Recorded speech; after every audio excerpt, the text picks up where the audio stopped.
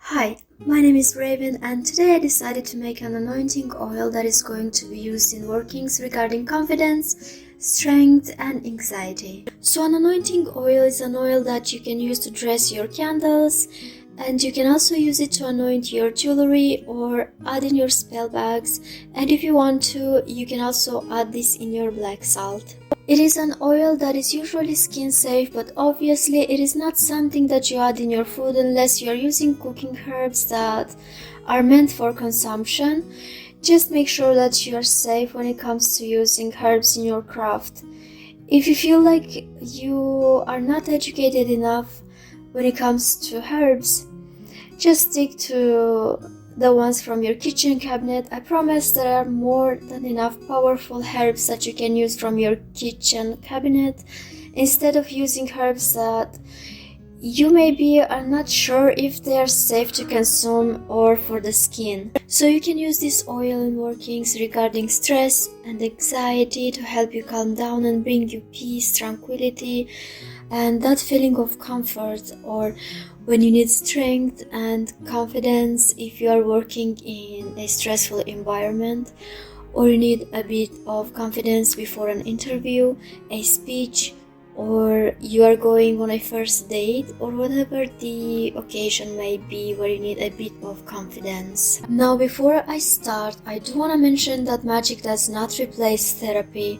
It can go very well alongside therapy, but it is definitely not a replacement. And I do encourage you to speak to a professional therapist if you have mental health conditions. So when it comes to jars, for this purpose the best ones are glass jars. You can use recycled ones, bigger ones, smaller ones. It's up to you, and depending on how much you are going to use the oil. Because I'm going to travel, I'm going to make a small amount of anointing oil so that I can carry it with me. It's very important that the lid closes very tight so that the oil don't go outside. Bottles that closes up with cork cups should be avoided. They look pretty but will not keep your oil safe in your container. So choose jars or bottles that have a very tight and secure closure. You can use plastic jars, but I don't like using plastic containers because if it stays in the sun, the plastic will leach chemicals. Glass jars are the best ones for me, but if you choose to use plastic containers, it's up to you. Just make sure you don't let it sit in the sun. So to make this anointing oil, we are going to use herbs, oils, and a carrier oil. Make sure you don't use any poisonous herbs and they are safe for the skin. You can also use whatever cooking oil you have, like sunflower oil, that is a light oil. Olive oil is going to be heavier. You can also use almond oil if you prefer, and the one that I will be using is grapeseed oil. That is a very light oil and don't have a strong smell, so I like using it as a carrier oil. As you can see, I started by cleansing my space and my small jar that I'm going to use for this oil. I have a white candle for cleansing and protection during my working.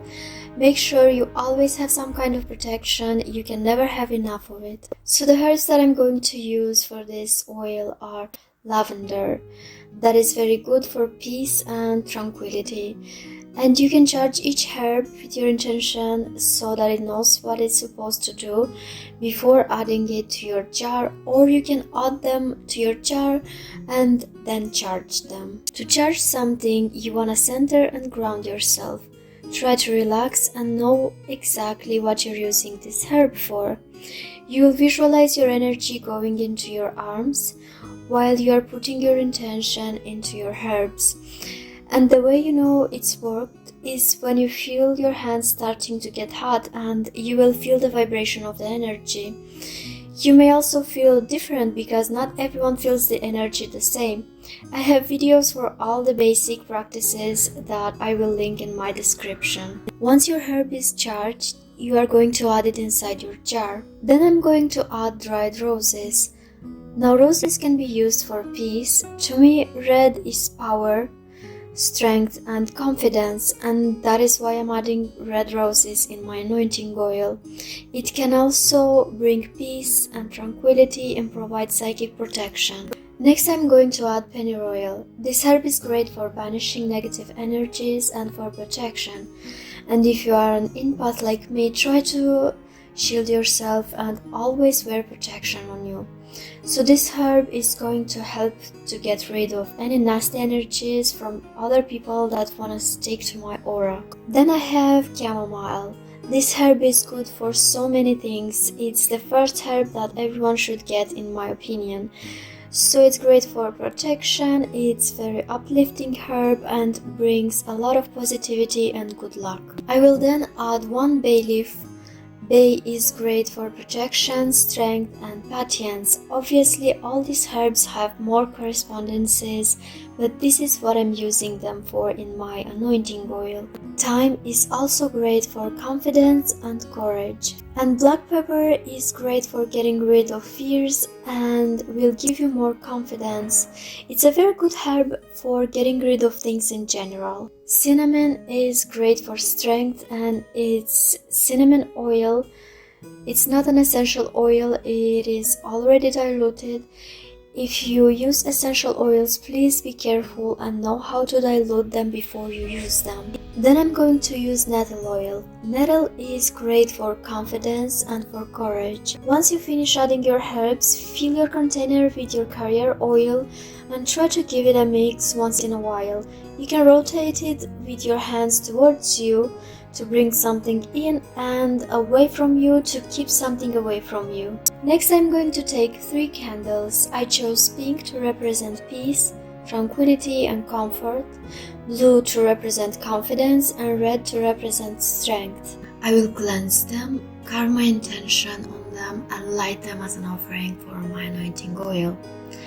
The salt on my plate is for protection, so that I don't have anything interfering with my working, and I place a dried rose and a bay leaf on the bottom of my plate.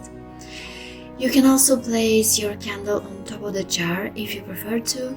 This can be an offering for your deities, spirits or familiars that you're working with for their assistance. I also dressed my candles with anointing oils that correspond to my intention. So I used rose oil for peace, blue anemone for confidence and cinnamon for strength. After infusing the herbs in your anointing oil, the oil is usually ready to use after 2 to 3 weeks. You can take the herbs out and use just the oil or leave the herbs inside your jar if you like the way it looks inside the jar, as I do. After infusing the herbs in your anointing oil, the oil is usually ready to use after 2 to 3 weeks. You can take the herbs out and use just the oil or leave the herbs inside your jar if you like the way they look inside the jar, like I do. I would suggest to make your working suit your practice, and you can add also petitions for more intention or carve sigils on your candles as well.